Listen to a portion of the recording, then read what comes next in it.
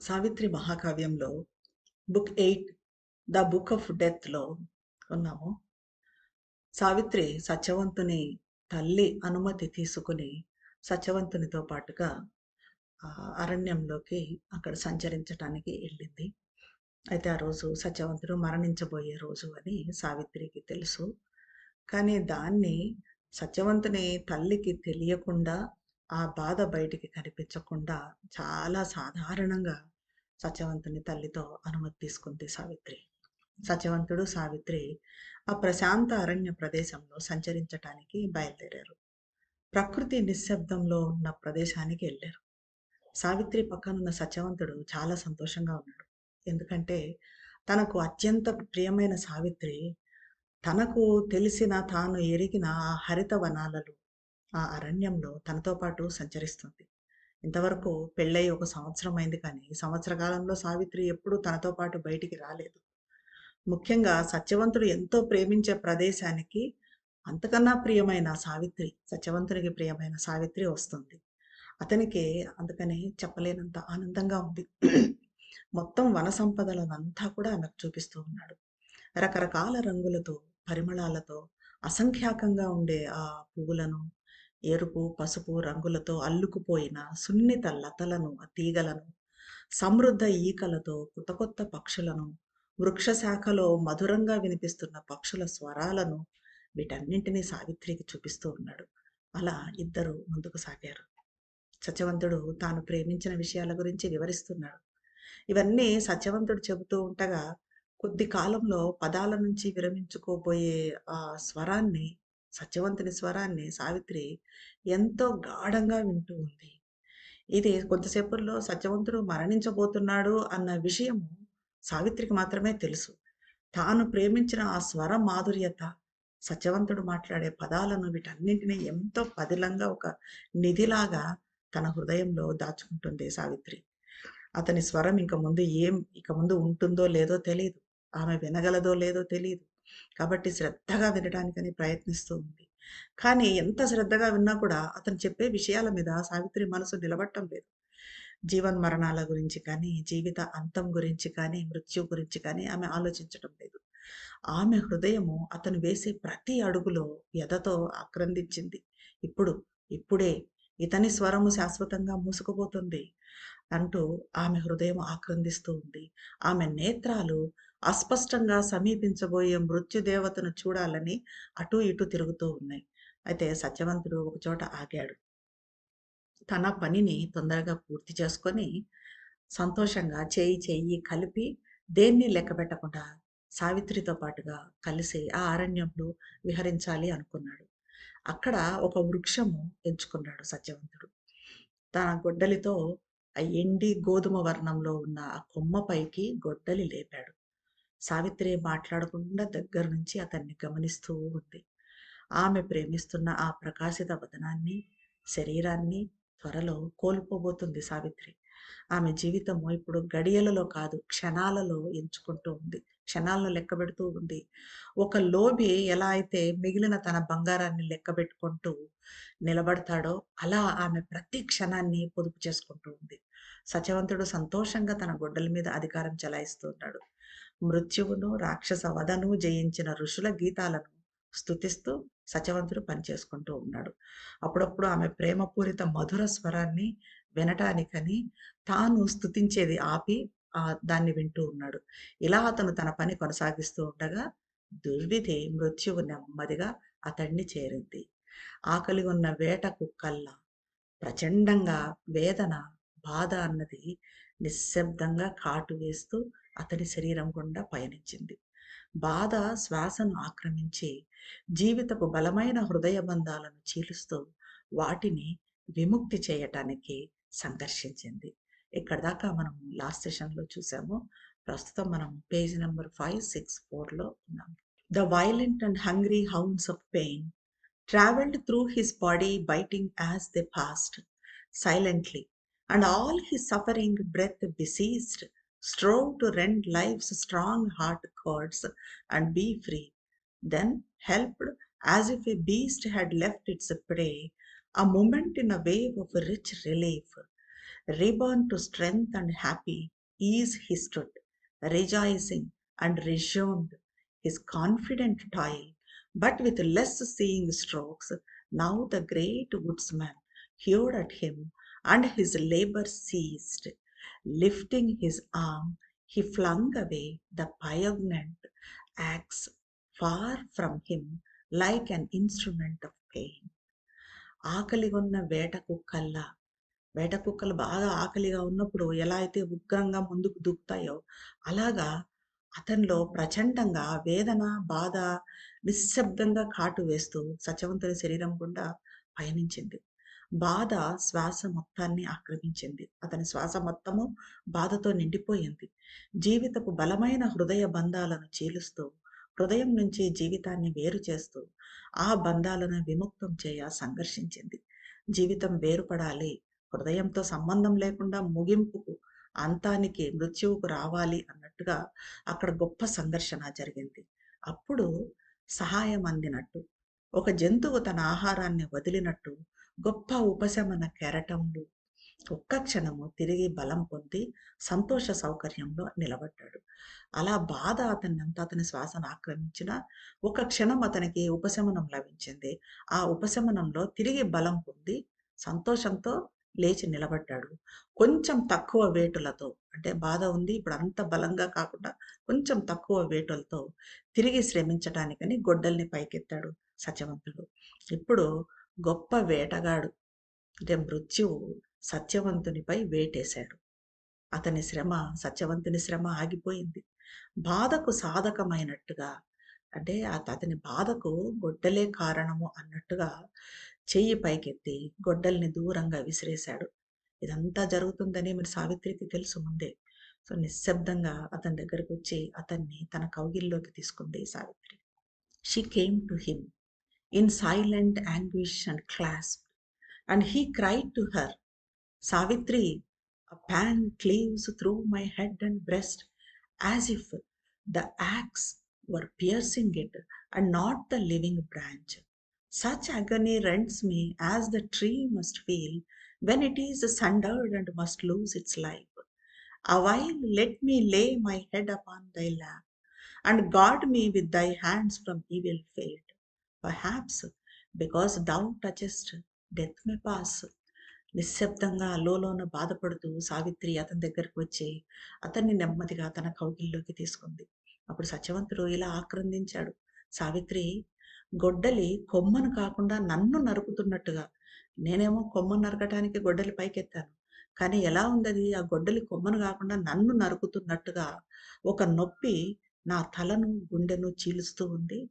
బహుశా నేను నరికేటప్పుడు చెట్టు కూడా అలాగే బాధపడి ఉంటుంది. మరి చెట్టుకు నరుకుతుంటే బాధేస్తుంది కదా! అలాగే ఇప్పుడు నేను బాధపడుతున్నాను. ఆ చెట్టు బాధనే నాలో ఉందిప్పుడు. ఒక్కసారి నా తలను నీ ఒడిలో చేర్చని, నీ ఒడిలో నా తలను పెట్టుకొని ఒక్కసారి నేను సేద తీరుతాను. నీ హస్తాలతో నన్ను దుర్విధి నుంచి రక్షించు. ఒకవేళ నువ్వు నన్ను స్పర్శిస్తే మృత్యువు, నీకంతటి పవిత్రత ఉంది కాబట్టి నువ్వు స్పర్శిస్తే మృత్యువు దూరం పోతుందేమో అన్నాడు సత్యవంతుడు. Then Savitri sat under branches wide, cool green against the sun, not the hurt tree which his keen axe had cloven, that she shunned, but leaned beneath the fortunate kingly trunk. She guarded him in her bosom and strove to soothe his anguished brow and body with her hands. All grief and fear were dead within her now, and a great calm had fallen. The wish to lessen his suffering, the impulse that opposes pain, were the one mortal feeling left it past. Griefless and strong, she waited like the gods. అప్పుడు సావిత్రి దెబ్బతిన్న వృక్షం కింద కాకుండా, ఆ గోధుమ వర్ణంలో ఉన్న వృక్షం కింద కాకుండా, సూర్యుని వేడి తగలకుండా పచ్చగా హరిత రంగులో ఉన్న ఒక విశాల వృక్ష శాఖల క్రింద కూర్చుంది. దాని ప్రధాన మోడు క్రింద కూర్చొని అక్కడ ఆనుకుని సత్యవంతుని తన హృదయానికి హత్తుకొని వేదన చెందుతున్న అతని వదనాన్ని, అతని మొహాన్ని, శరీరాన్ని తన హస్తాలతో రుద్దుతూ స్వాంతననివ్వటానికి ప్రయత్నించింది సావిత్రి. ప్రస్తుతం ఆమెలో సమస్త దుఃఖము, భయము నశించి ఒక గొప్ప నిశ్శబ్దం అలుముకుంది. అక్కడ మిగిలిన మర్త్య భావన, మానవ భావన అంటే అతని దుఃఖాన్ని, ఆ బాధను తగ్గించే ఆ కోరిక, ప్రచోదన మాత్రమే. అంటే అతని దుఃఖాన్ని, బాధను ఎలా తగ్గించగలను అని మాత్రమే ఆలోచిస్తుంది తప్ప, ఆ మర్త్యత అన్నది ఎక్కడ, ఆ భావన తప్ప, ఆ సంవేదన తప్ప ఎక్కడ మర్త్యత ఆమెలో లేదు. దృఢంగా, దుఃఖరహితంగా, దుఃఖంలో పడకుండా, ఆ దుఃఖంలో మునిగిపోకుండా దేవుళ్ళలాగా స్ట్రాంగ్‌గా, బలంగా వేచి చూసింది సావిత్రి. మధురమైన అతని పరిచిత దేహవర్ణం. అతని దేహవర్ణం ఎంతో మధురంగా ఉండేది. ఆమెకెంతో ఇష్టమైనది, ఆమె ప్రేమించినది. ఆ దేహవర్ణము మారిపోతూ ఉంది నెమ్మదిగా. కళ్ళు మూతబడుతూ ఉన్నాయి. దేహమేమో కళ తప్పింది. కళ్ళు మూతబడుతూ ఉన్నాయి. But now his sweet familiar hue was changed into a tarnished greyness, and his eyes dimmed over, forsaken of the clear light she loved. Only the dull and physical mind was left, vacant of the bright spirit's luminous gaze. But once before it faded wholly back, he cried out in a clinging last despair, Savitri, Savitri, oh Savitri, lean down, my soul, and kiss me while I die. And even as her pallid lips pressed his failed, losing last sweetness of response, his cheek pressed down her golden arm. ఇప్పుడు మధురమైన అతని పరిచిత దేహవర్ణము మారిపోయి కళ తప్పి కళ్ళు మూతపడుతూ ఉన్నాయి. గోధుమ వర్ణంలోకి మారిపోతూ ఉంది అతని దేహవర్ణం. అతని కళ్ళల్లో ఉన్న ఏ వెలుగునైతే ఆమె ప్రేమించిందో ఆ వెలుగును అతని కళ్ళు కోల్పోయాయి. ఆత్మ ప్రకాశమాన దృష్టి లేదు, ఆత్మదృష్టి లేదు. మందంగా ఉన్న భౌతిక మనసు మాత్రం అక్కడ మిగిలి ఉంది. ఆ కాంతి పూర్తిగా అంతరించిపోయే ముందు చిట్ట చివరి నిర్వేదనతో సత్యవంతుడు ఇలా ఆక్రందించాడు. అంటే తాను ఉన్నాను అన్న సంగతి సత్యవంతునికి తెలిసింది. సో ఆ చిట్ట చివరి ఆక్రందనతో సావిత్రితో అన్నాడు, సావిత్రి, సావిత్రి, ఓ సావిత్రి, ఓ నా అంతరాత్మ, వంగి ఒక్కసారి మరణించే ముందు నన్ను ముద్దాడు అని ఆక్రందించాడు. పాలిపోయిన ఆమె అధరాలు అతని అధరాలను స్పర్శించాయి. కానీ అతని అధరాలు చివరి మాధుర్యతను, స్పందనను అప్పటికే కోల్పోయి విఫలమయ్యాయి. ఆమె పసిడి హస్తంపై అతని చెంప అణిగి ఉంది. ఆమె చుంబనంతో, ఆమె ముద్దు పెట్టడంతో అతని అంతరాత్మ వెనక్కు వస్తుందేమో అన్నట్టుగా అతని నోరు ఇంకా ఆమె నోటికి ఇంకా దగ్గరగా ఉంది. She sought his mouth still with her living mouth, as if she could persuade his soul back with her kiss. Then grew aware they were no more alone. Something had come there conscious, vast and dire. Near her she felt a silent shade immense, chilling the known with darkness for its back. An awful hush had fallen upon the place. There was no cry of birds, no voice of beasts. A terror and an anguish filled the world, as if annihilation's mystery had taken a sensible form. వాళ్ళిద్దరూ అక్కడ ఒంటరిగా లేరని సావిత్రి గ్రహించింది. చైతన్యంతో దుర్భరంగా, విశాలంగా ఉన్న అస్తిత్వమేదో అక్కడ ఉంది. అక్కడికి వచ్చినట్టుగా సావిత్రి గమనించింది. తన అంధకారంతో ఆ మధ్యాహ్నాన్ని చల్లబరుస్తూ ఒక నిశ్శబ్ద అపార ఛాయ, ఆ నీడ ఆమెకు దగ్గరైనట్టుగా, ఒక నీడ దగ్గరైనట్టుగా ఆమె అనుభూతి చెందింది. నీడ పడ్డప్పుడు ఎలా అయితే సూర్యకాంతి వేడి కొంచెం తగ్గి కొంచెం చల్లబడుతుందో ఆ వేడి, అలా ఒక భయంకర నిశ్శబ్దం ఆ ప్రదేశాన్ని ఆవరించుకుంది. అక్కడ చల్లబడింది కొంచెంగా. భయంకర నిశ్శబ్దం ఆ ప్రదేశాన్ని ఆవరించుకుంది. అక్కడ పశుపక్షాదుల అరుపులు లేవు.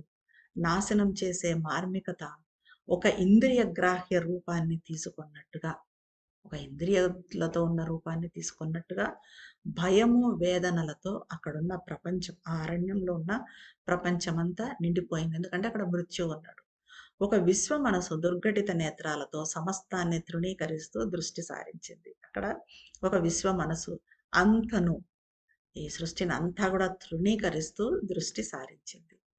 A cosmic mind looked out and all from formidable eyes, contemning all with its unbearable gaze, and with immortal lids and a vast brow, it saw in its immense destroying thought all things and beings as a pitiful dream, rejecting with calm disdain nature's delight, the wordless meaning of its deep regard, voicing the unreality of things and life that would be forever but never was, and its brief and vain recurrence without cease, as if from a silence without form or name, the shadow of a remote uncaring God, doomed to his not the illusory universe, cancelling its show of idea and act in time, and its imitation of eternity.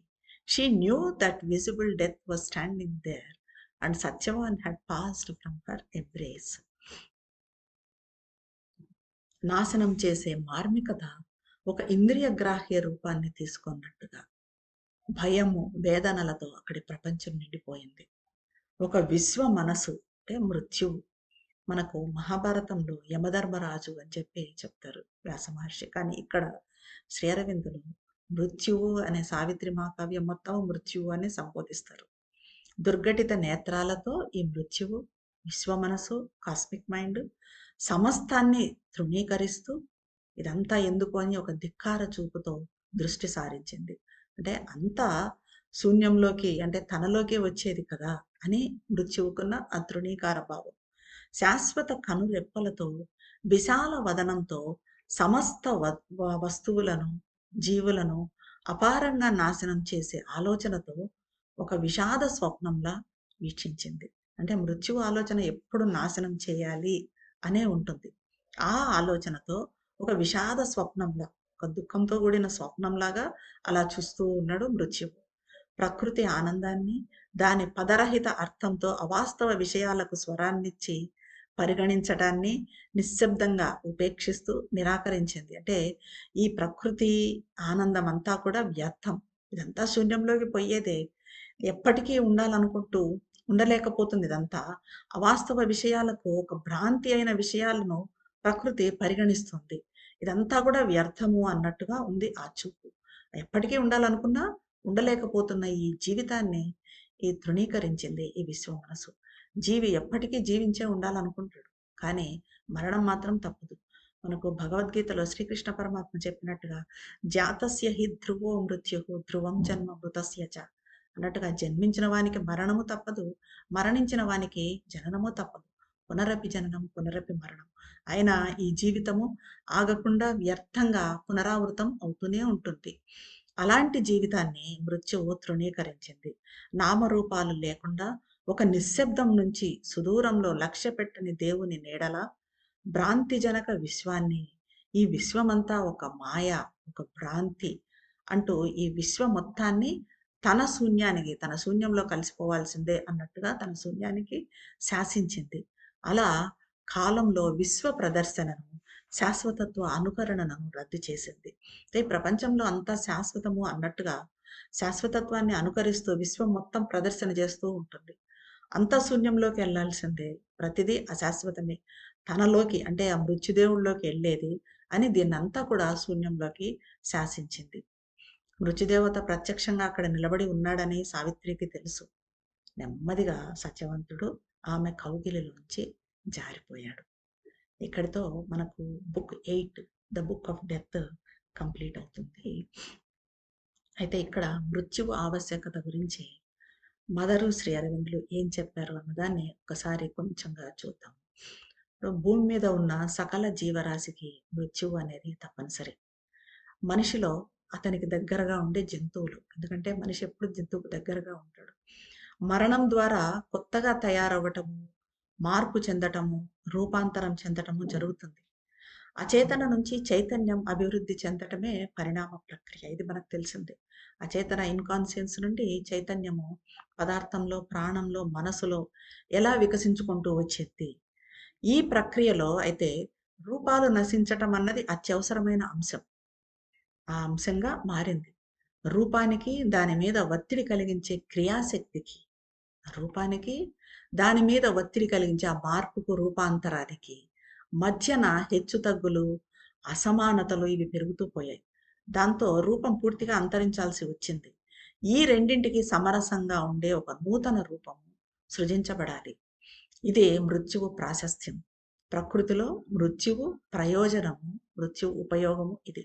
అంటే మన శరీరం వేగంగా స్పందించేట్టుగా, మృదువుగా, సరళంగా ప్లాస్టిసిటీతో తయారవుతే, మారుతున్న చైతన్యంతో పాటు ఆ మార్పుకు తగినట్టుగా శరీర జీవ కణాలు, మన సెల్స్, ఫిజికల్ సెల్స్ జాగృతమైతే శరీరము కనుమరుగయ్యే అవసరము ఉండదు.